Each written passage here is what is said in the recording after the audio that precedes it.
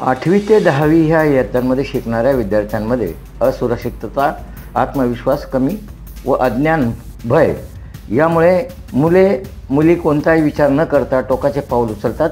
मात्र त्यानंतर आईवडील व कुटुंबाला कोणत्या मानसिक धक्क्यातून सामोरे जावे लागते याची त्यांना कल्पना नसते.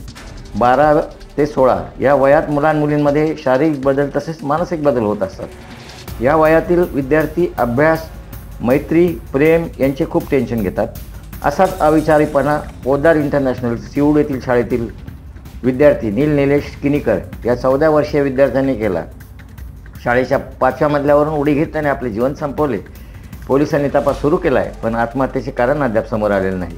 मुलांना शाळेत तसेच घरी शैक्षणिक शिक्षणासोबत मौलिक समुपदेशन देणे महत्त्वाचे असते. क्षुल्लक कारणावरून स्वतःचा जीव संपवणे हे प्रकार कमी व्हायला हवे.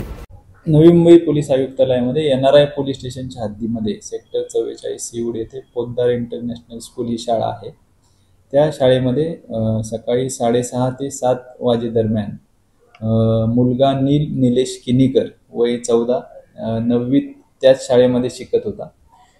सकाळी 6:30 ते 7 वाजेदरम्यान तो शाळेच्या 5व्या मजल्यावर शाळेचं एक छोटंसं कॅन्टीन आहे त्या परिसरामध्ये गेला आणि तेथील जे ग्रिल लावलेले होते त्या ग्रिलवर चढून त्यांनी 5व्या मजल्यावरून खाली उडी मारलेली आहे आणि त्याच्यामध्ये त्याचा मृत्यू झालेला आहे. याच्या संदर्भात आपण NRI पोलीस स्टेशन येथे ADR दाखल केलेला आहे आणि या संदर्भात पुढील तपास चालू आहे. अजून तरी आपल्यासमोर काही माहिती आलेली नाही, ते तपासादरम्यान निष्पन्न.